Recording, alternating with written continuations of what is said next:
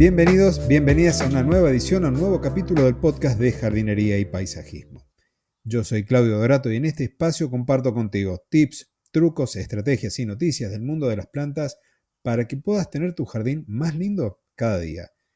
Hoy es un episodio muy pero muy especial, te lo adelanté la semana pasada, tengo un invitado, un tremendo invitado, un amigo, el ingeniero Carlos Abecasis, que la verdad que tiene una forma de ver el jardín, el suelo en realidad en este caso, muy pero muy particular y que cuando la compartió conmigo me dejó con la cabeza abierta. De hecho ya miro el suelo de los jardines y cuando voy a hacer alguna que otra práctica habitual me la pregunto varias veces. Dicho esto, esta pequeña presentación, Carlos, bienvenido. Es un gran placer tenerte aquí y que seas el primer entrevistado en directo del podcast de jardinería y paisajismo. Bueno, qué honor, realmente es un honor para mí. Un gusto, un placer, porque esta temática, sabes que me apasiona tanto como el tango. Así que, bueno, soy todo oídos. Bueno, ¿por qué no te presentás para la gente que no ha oído hablar de ti? En realidad, es el episodio, el podcast se escucha en distintos lugares de América y también del viejo continente, por lo cual tu trayectoria, que es muy de acá de Argentina, quizás no ha llegado o al menos no es tan conocida como lo es para mí. Contanos entonces a qué te dedicas y cuál es tu, digamos, trabajo en este momento, a qué estás haciendo en este momento por el campo y por la gente que viene en el futuro a habitar este país, este planeta. Bueno, si bien de profesión soy ingeniero agrónomo, pero yo te diría que nunca estuve totalmente de acuerdo con muchas de las cosas, pero bueno, uno va avanzando en la vida hasta que en algún momento le cae la ficha. Y esto me sucedió a mí hace 10 años, donde empecé a entender que lo que me estaba sucediendo era que habían muchas cosas, sobre todo referidas al suelo, que no me cerraban. Bueno, empecé a hurgar, a profundizar, literalmente la palabra profundizar, hasta que pude entender lo que mucha gente llama la caja negra, que es o sea, que es tratar de comprender que el suelo no es solamente tierra. Yo siempre hago la diferenciación entre lo que es suelo y lo que es tierra, eh, porque si no después no se entiende muy bien qué es lo que yo hago o a qué me dedico, ¿no? Un poco respondiendo a tu pregunta. Y yo me dedico a transformar la tierra en suelo. Eso sería una forma muy simpática de poder definir a qué me dedico. En realidad, desde el punto de vista ya un poco más técnico, se podría decir que lo que hago es mejorar la calidad biológica del suelo, entendiéndose el suelo como un organismo vivo. Bien, Eso básicamente sería a lo que me dedico. perfecto. Y ahí entonces ya vamos entrando en tema. Hablaste de suelo como un organismo vivo.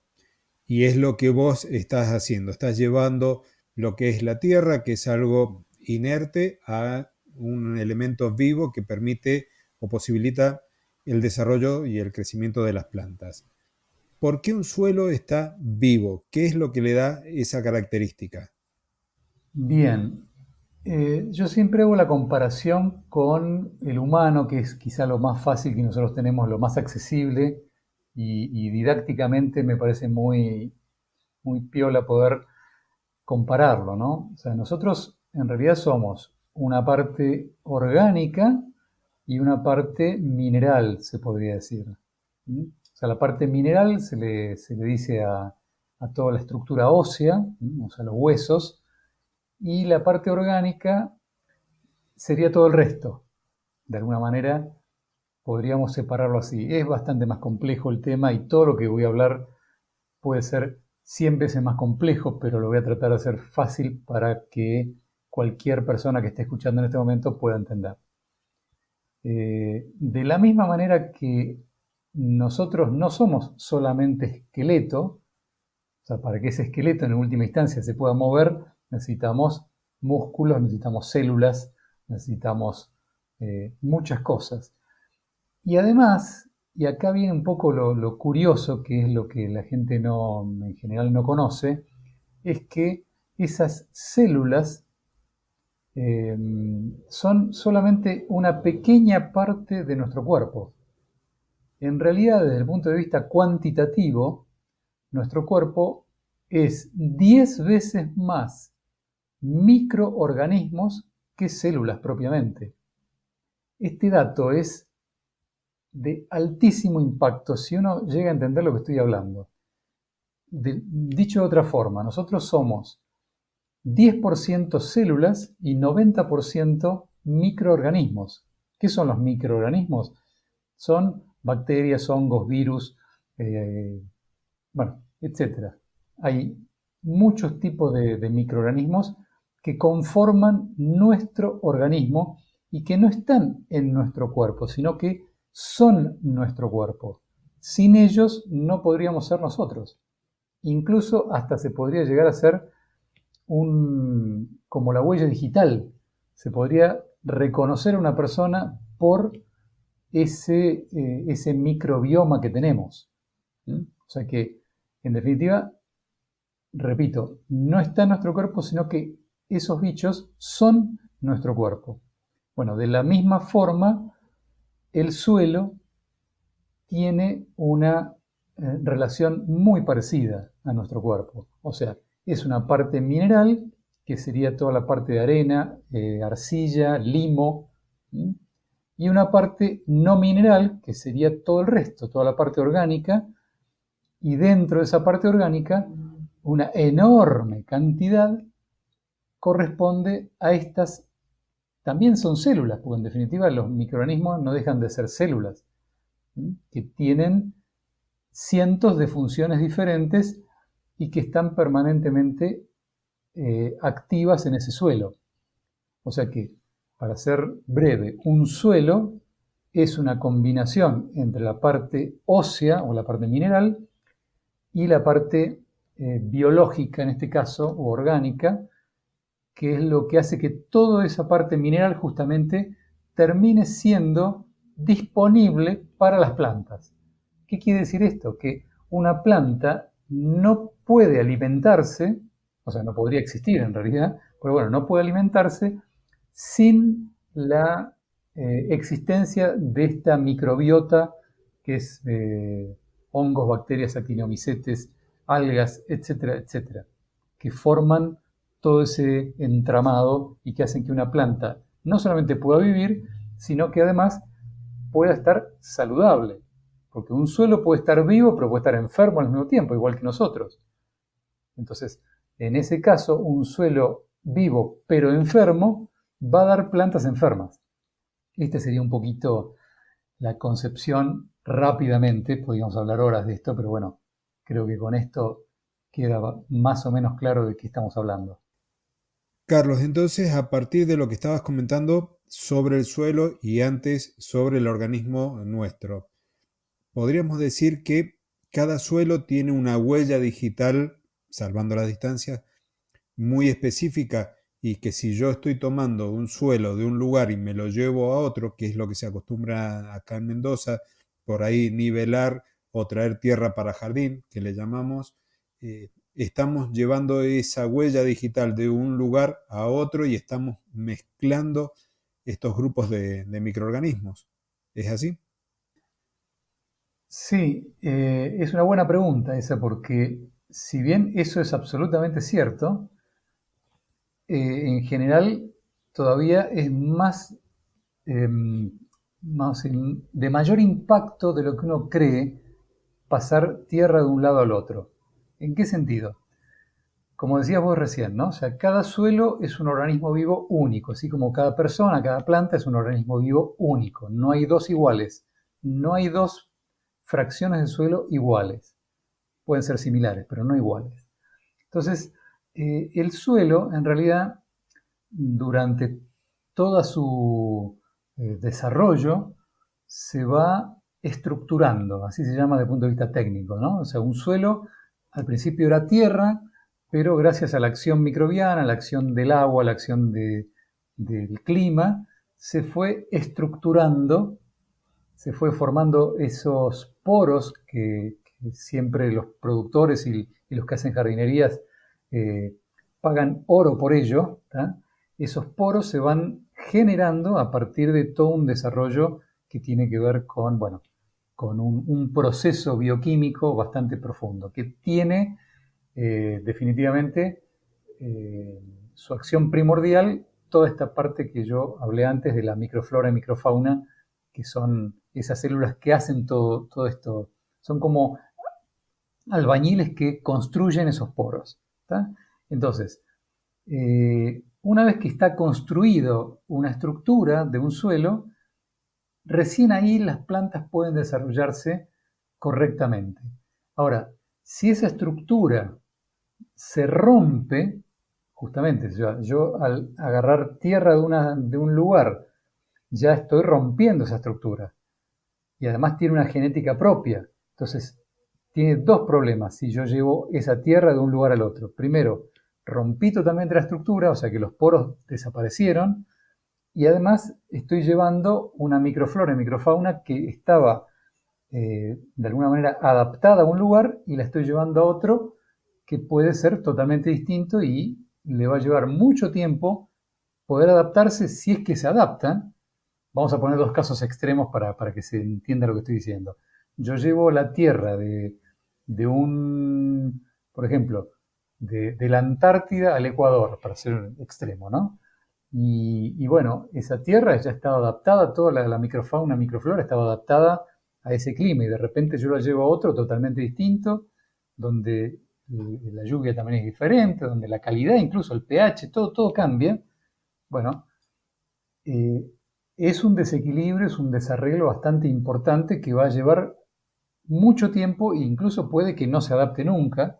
Entonces, ese suelo no va a ser ni cerca de lo que era originalmente. O sea, para poder llegar a hacer que ese suelo que se transportó de un lugar al otro termine siendo fértil, bueno, voy a tener que hacer una serie de pasos y una serie de trabajos y de manejos para que eso vuelva de alguna manera, no va a volver nunca a ser lo que era, pero sí va a ser, puede ser agronómicamente viable, pero va a llevar un tiempo y una serie de manejos que hay que hacerlos correctamente. Bien, Carlos. Entonces ya quedó claro que hay una modificación bastante importante sobre ese grupo de microorganismos cuando nosotros lo cambiamos de lugar. Más allá de que pueda, digamos, sobrevivir o no en el nuevo lugar donde hemos depositado ese suelo con ese grupo de microorganismos, con ese consorcio microbiano, ¿cómo podemos nosotros, desde el punto de vista de la jardinería, hacer que esa adaptación o esa reestructuración de los microorganismos se haga en el menor tiempo posible, que haya una adaptación de ese suelo a las condiciones que le estamos dando a partir de que lo cambiamos de lugar? Bien, si bien la incorporación de plantas, o sea, la plantación o la siembra, es un método que va a ir progresivamente y lentamente eh, mejorando ese suelo porque las plantas segregan unas sustancias orgánicas que son indispensables para darle de comer justamente a los microorganismos del suelo.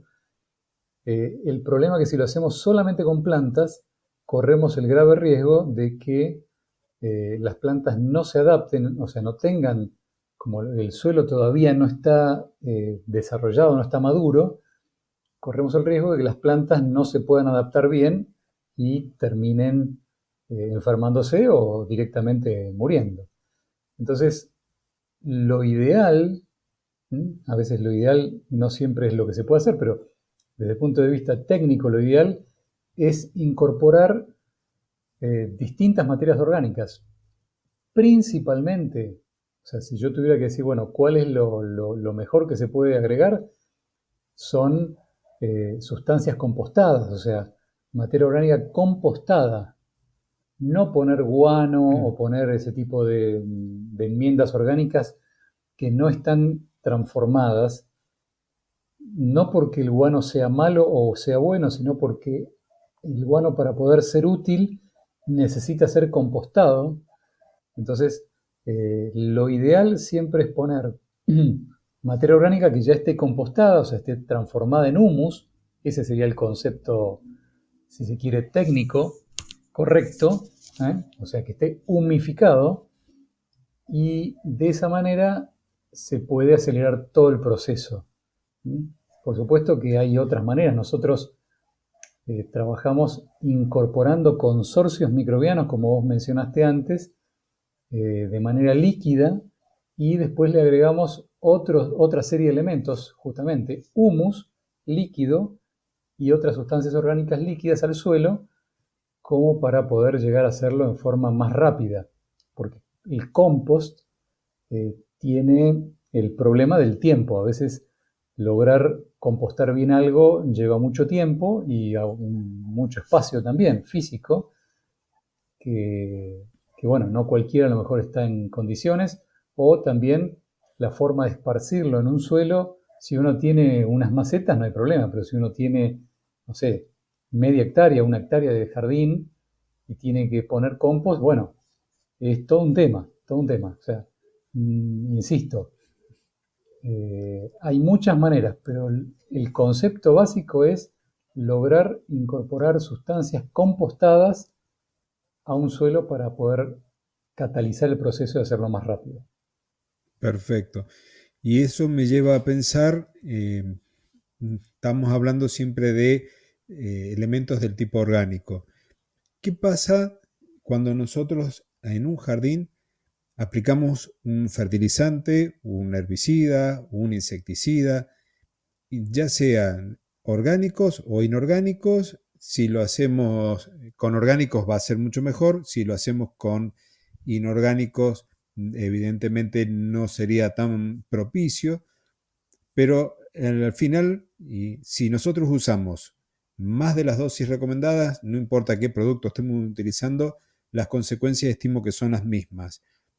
¿Y cuáles serían esas consecuencias para que las compartas con la audiencia del uso de los agroquímicos, tanto orgánicos como aquellos químicos, y sobre todo el efecto de los químicos a nivel del suelo? Bien, es una pregunta larga, pero voy a tratar de hacerla breve.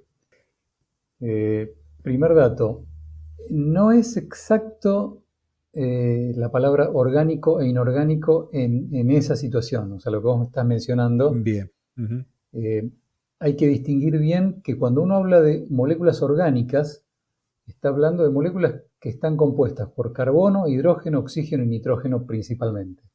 A eso se le llama moléculas orgánicas.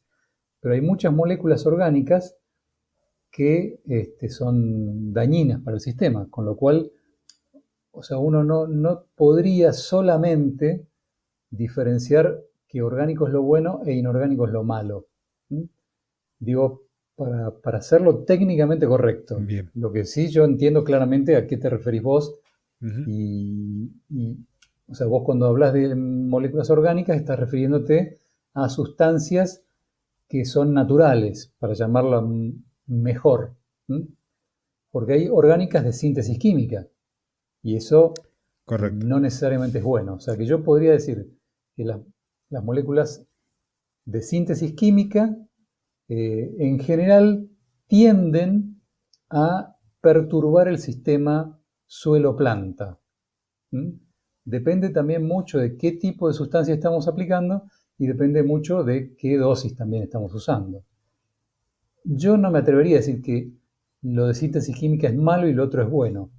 Yo sí puedo garantizar que lo que uno trabaja con moléculas naturales, que no sean de síntesis química, tienen un impacto benéfico seguro en el suelo y en los cultivos o en las plantas en general, ¿no? Eso sí lo podría asegurar. Ahora, desde el punto de vista de lo que nosotros llamamos agroquímicos en general, yo incluyo también a los fertilizantes dentro de los agroquímicos. Uno podría hacer un montón de diferenciaciones, pero bueno, para la charla esta vale solamente decir que fertilizantes, y fitosanitarios, así también se los puede llamar, algunos lo llaman de otra forma, pero bueno, los elementos que se usan para controlar insectos, hongos, bacterias, nemátodos, etcétera, esos productos tienen una toxicidad suficiente como para controlar no solamente a los insectos, a los hongos que nosotros queremos controlar, sino que también eliminan una gran parte de esa microfauna y microflora que obviamente termina desequilibrando el suelo desde el punto de vista biológico. Así que hay que tener mucho cuidado con el uso de esos elementos. Y los fertilizantes, en general, también dependiendo de las dosis, tienen una capacidad para aumentar una gran cantidad de microorganismos, pero no necesariamente de manera equilibrada. O sea, yo pongo, por ejemplo, urea, cualquiera, no importa cuál, un fertilizante de síntesis química, y eso hace que en el suelo empiece a crecer de manera descontrolada o desequilibrada una gran cantidad de microorganismos que son los que comen esos fertilizantes. Entonces, también terminan provocando, o sea, los fitosanitarios provocan desequilibrio por la eliminación de una gran cantidad de microorganismos y los fertilizantes por lo contrario, porque incrementan una gran cantidad de microorganismos y en los dos casos termina estando el sistema en desequilibrio biótico. Entonces, los dos terminan siendo negativos para el sistema. Clarísimo, Carlos. Ahora una última pregunta. El agua y el riego. Es muy común aquí que los clientes nos pidan más agua de riego, que lo ven seco en la parte de la superficie y suponen que todo el perfil del suelo, por lo menos en donde exploran las raíces del césped y de las plantas, se encuentra seco. ¿Cuál es el efecto si nosotros regamos por demás? Y lo mismo por defecto, pero por demás me parece, a mi criterio, que tal vez estaríamos haciendo más daño a ese consorcio microbiano. ¿Es así o estoy equivocado? Sí, en realidad no es solamente el consorcio microbiano, ¿no? O sea, lo que termina afectando, que en última instancia sí es el consorcio, pero es como el efecto, ¿cómo se llama? Dominó. ¿Qué es lo que sucede aquí? A ver, el suelo, como dijimos al principio, es un organismo vivo. Un organismo vivo aerobio. ¿Qué quiere decir aerobio? Que necesita oxígeno gaseoso para poder vivir. Ese oxígeno gaseoso es justamente el que está acumulado en los poros del suelo. Para eso existen los poros, o sea, para eso la naturaleza creó los poros, para guardar ahí el oxígeno, para guardar agua y para guardar otros gases como por ejemplo el nitrógeno. ¿Sí? Entonces, si nosotros excedemos la cantidad de agua, ¿qué es lo que va a suceder? Más allá de que se van a llenar los poros de agua, van a expulsar obviamente ese oxígeno que pudo haber en algún momento y ese sistema vivo, ese organismo vivo, va a tener los mismos problemas que tendríamos nosotros si nos ponemos una bolsa de polietileno en la cabeza. Nos ahogamos. Entonces, una vez que comienza a disminuir la cantidad de oxígeno que hay en un suelo, se va muriendo el suelo. ¿Qué quiere decir se va muriendo? Se va muriendo toda esa microflora, microfauna y la macrofauna también y la macro... O sea, todo lo que son insectos, artrópodos, arácnidos, todos los, todos los bichos que hay en un suelo se van muriendo, pero aparecen otros bichos que están adaptados a poder vivir sin ese oxígeno gaseoso, o sea, sí utilizan el oxígeno, pero de otra forma, de algunas moléculas. Entonces, ¿qué es lo que sucede? Se empieza a generar un suelo con aquellos organismos que no son los que necesita una planta para poder vivir. Entonces, hay desórdenes absolutos, la planta empieza a perder nitrógeno, entre otras cosas, porque ese nitrógeno se empieza a perder, porque estos microorganismos anaerobios, los que no usan el oxígeno del aire, tienen una particularidad. Consumen de alguna manera ese nitrógeno o lo transforman en gas y se pierde. Entonces, una planta sin nitrógeno no puede fabricar sus tejidos, sus proteínas. Entonces se termina muriendo, se termina primero amarillando y de acuerdo al tiempo de anoxia que haya en ese suelo, se puede terminar muriendo. O como mínimo, esa debilidad de la planta termina haciendo que aparezcan hongos o insectos que son atraídos justamente por la debilidad de la planta y terminan matándola. Así que es muy grave el exceso de agua, sobre todo durante un largo periodo, ¿no? Si está en un rato no pasa nada, pero si el agua está durante un tiempo excesivo, bueno, todo esto empieza a suceder. Es mucho más largo el proceso de lo que pasa, pero puede llegar a ser muy contraproducente para todo el sistema. Perfecto, clarísimo. Creo que no quedan dudas e invito a la gente que nos está escuchando cualquier cosa, cualquier duda, que nos las envíen por correo, que dejen en el comentario, en el episodio, allí en la plataforma donde nos están escuchando. Yo quiero, Carlos, agradecerte tu predisposición. Es la verdad que la persona que escucha no sabe todo lo que nos ha hecho sufrir poder grabar este episodio, todos los encuentros, que la verdad que te agradezco esa predisposición. Todas las veces me dijiste que sí, que no había problema, podemos grabar, se cortaba, pues seguíamos grabando, empezábamos de nuevo. Así que quiero que esto la gente lo sepa, que sos una gran persona, una excelente profesional. Y hablando de profesional, quiero que nos comentes bien ya cuál es tu trabajo, qué es lo que estás haciendo en este momento, si estás trabajando con productores agrícolas o del mundo ganadero, y que nos den las coordenadas donde ellos te pueden contactar para poder contratar tus servicios.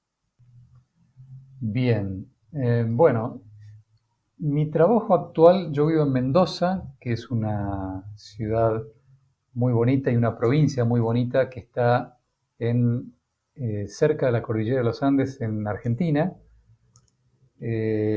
Ahí es una zona básicamente vitivinícola, se producen vinos de excelencia a nivel mundial y son suelos muy pobres en materia orgánica, justamente toda esta parte que estuvimos hablando de los consorcios microbianos, aquí o sea, les cuesta mucho a estos pobres microorganismos poder vivir y por ende las plantas también sufren mucho. Entonces es una zona donde naturalmente se necesita mucha materia orgánica, incluyendo a toda la parte viva, ¿no? O sea, todo esto que estuvimos mencionando recién. Por eso nos dedicamos nosotros como un grupo de profesionales a poder, de alguna manera, recuperar suelos que están degradados, suelos con distintos tipos de enfermedades, distintos tipos de problemas, como por ejemplo compactación, salinización, problemas de toxicidad, problemas de excesos de determinados tipos de bichos, se llama suelos que tienen una gran infestación de ya sean microorganismos patógenos o insectos. Así que bueno, nuestro trabajo es resolver eso para los productores agropecuarios en general, mejorar esos suelos. También en jardinería, es poco lo que hacemos en jardinería por una cuestión de escala nada más, pero no porque nos sirva, o sea, todo lo que nosotros hacemos también sirve perfectamente para la jardinería. Y bueno, a eso nos dedicamos. Y también podemos mejorar suelos que no necesariamente estén dañados. O, por ejemplo, lo que hacemos también es dar fertilidad natural a los suelos que no lo tienen. Por ejemplo, esto que vos mencionabas hace un rato, donde nosotros, por ejemplo, podemos resolver rápidamente el tema de llevar un suelo de un lugar al otro. Ese proceso que lleva ese suelo para llegar a tener nuevamente una fertilidad natural, bueno, nosotros podemos trabajar para crear un suelo, ¿no? No solamente para mejorar suelos que están degradados, sino para crear suelos donde no los hay. Así que bueno, ese es nuestro trabajo. Tenemos una página web que es www.hmatech.bio, H, M de mamá, A, tech, o sea, TEC.bio, de biológico. Esa es nuestra página. Mi teléfono, por si alguien quiere, pero bueno, no sé si tiene sentido demasiado, pero ya con la página web es suficiente para comunicarse con nuestro equipo. Muchas gracias, Carlos, por haber compartido con nosotros y haber hecho el aguante, haber estado en cada una de las grabaciones y estos intentos infructuosos que venimos llevando desde hace rato. Espero que te hayas sentido cómodo porque en un futuro te volveré a llamar. Y audiencia, querida audiencia, te agradezco que hayas llegado hasta este momento, la valoración positiva, el comentario amable, y nos estaremos encontrando el próximo jueves en una nueva edición del podcast de jardinería y paisajismo. Hasta entonces y muchísimas gracias.